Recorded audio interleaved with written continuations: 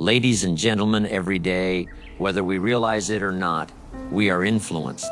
Influenced by what we hear, what we see, and more importantly, who we are around. Your associations are shaping your mindset.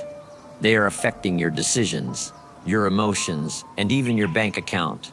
It's not about judgment, it's about awareness. Ask yourself today, who am I becoming because of the people I spend time with? If you're hanging around with people who complain, guess what becomes your default language? Complaints. If you're surrounded by people who read, grow, and build, you naturally rise. You don't get what you want. You get who you are, and who you are is shaped by who you're with. So here's your daily guidancing. Choose your circle like your life depends on it, because it does. There is a quiet force that influences your every decision. It's not always loud, and it doesn't demand your attention, but it shapes your thoughts, it directs your behavior, and it defines what you believe is possible for yourself. That force is your circle. Take a moment today and look around, not just physically, but emotionally, mentally, and spiritually. Who do you consistently give your time, your energy, and your attention to? Because the truth is, whether you realize it or not, you are becoming more and more like them.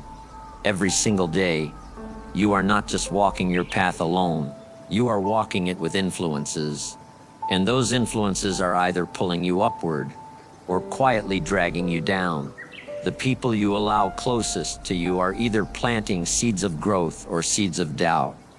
Over time, they become the voice in your head, the belief in your heart, and the energy in your spirit. Association is not just about friendship, it's about transformation. You might think you're in control of your life, and in many ways you are. But imagine this things, if you spend all your time around people who gossip, complain, and make excuses, what becomes normal for you? Complaining becomes acceptable. Excuses become justified. Blame becomes the language you speak. But if you walk into a room where everyone is focused, grateful, creative, and constantly growing, you feel it. You rise to meet the standard. You match their energy, their habits, their mindset. Without realizing it, you begin to mirror the temperature of the room you're in. That's the law of environment. You adapt to your surroundings. And that's why your circle is not just a social matter, it's a matter of destiny. Mediocrity is contagious, but so is excellence. Let me ask you something. Have you ever noticed that the most successful, grounded, and fulfilled people often run with others who are the same? That's not an accident. They have curated their environment with intention. They protect their minds the same way we protect our passwords, because they know that one wrong influence can derail months or even years of growth. So what about you? Who is pouring into your mind? Who is speaking into your life? Who are you listening to on a regular basis? These are not small questions, they are vital. Because the people you spend the most time with don't just impact your thoughts for a moment. They create the thoughts that build your future.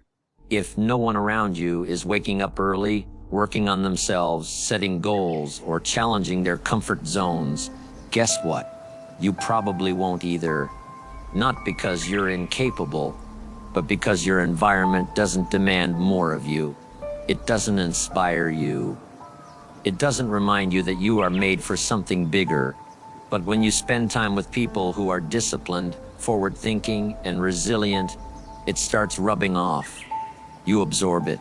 You start doing what they do, thinking like they think, living like they live. That's the power of proximity. You don't even need to talk about growth every day. Just being near the right people is enough.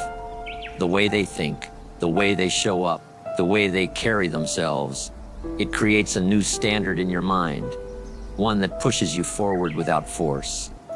Your energy is either being fueled or drained. You can love everyone, but you can't let everyone into your inner circle. Some people drain you, not because they're evil, but because they're stuck. And when people are stuck, they want you stuck with them.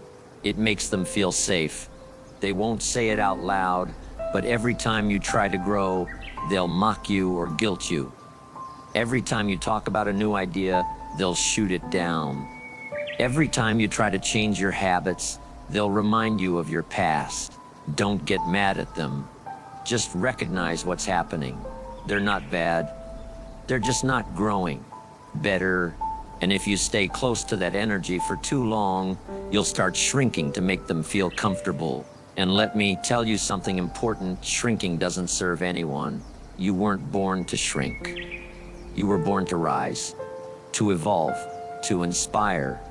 But you cannot do that if your circle is built around comfort zones and limitations. Sometimes the best thing you can do for your future is to change your environment. That doesn't mean cut everyone off. It means prioritize your influence. Start spending time with people who speak life, not fear, challenge you to grow. Not stay stuck, take responsibility instead of making excuses. Celebrate your wins instead of competing with you. Remind you of your vision when you forget it.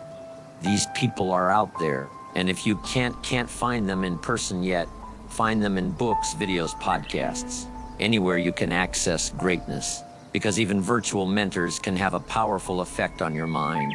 Start there, and as you grow, you'll attract people who match your new level. Growth always attracts alignment. The question is, who are you becoming? And are the people in your life helping you become that, or holding you back? You don't have to make drastic decisions today. Just open your eyes, pay attention, audit your circle, decide what kind of life you want, and then align your associations with that vision. Because at the end of the day, you are not only a reflection of your choices, you are a reflection of your circle. So choose your people wisely. Your life depends on it. There's a powerful distinction that many people overlook. A quiet skill that, when mastered, can change the quality of your relationships, decisions, and ultimately your peace of mind. That skill is the ability to evaluate without judgment. Let me explain. Every day, you're surrounded by people. Family, friends, coworkers, acquaintances.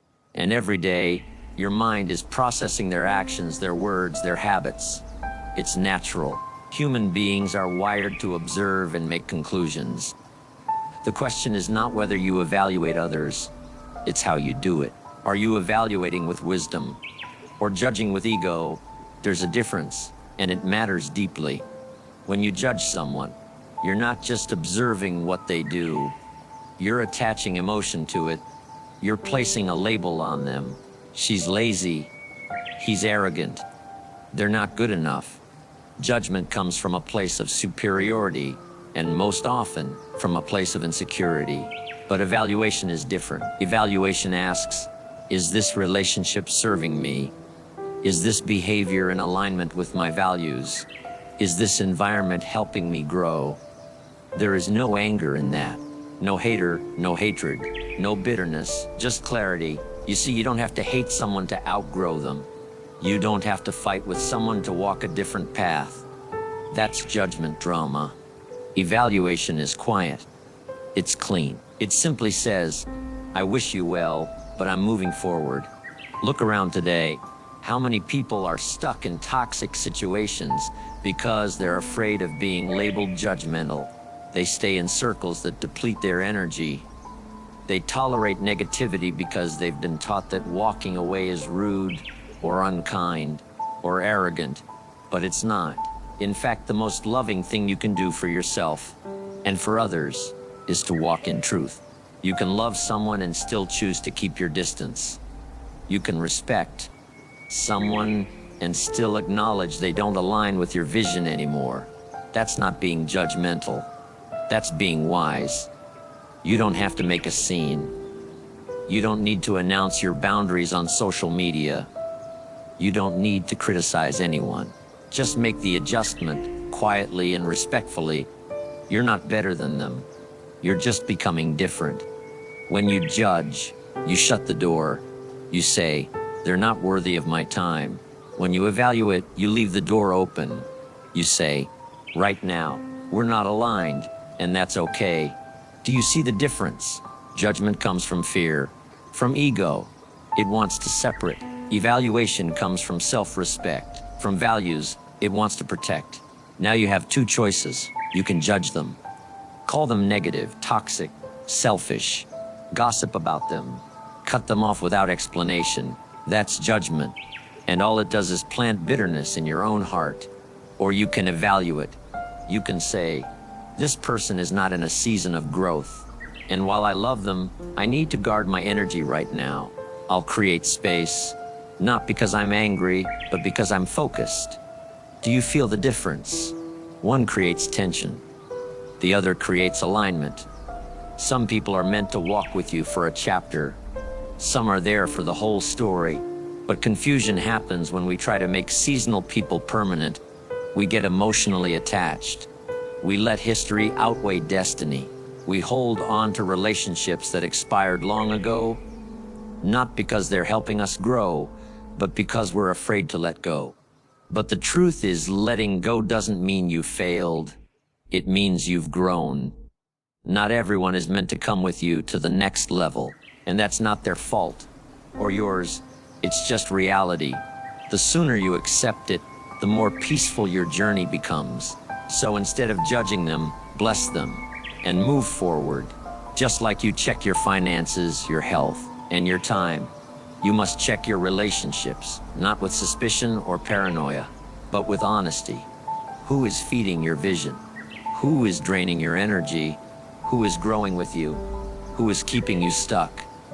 You don't need to make enemies. You just need to make adjustments. The people in your life are either investments or expenses.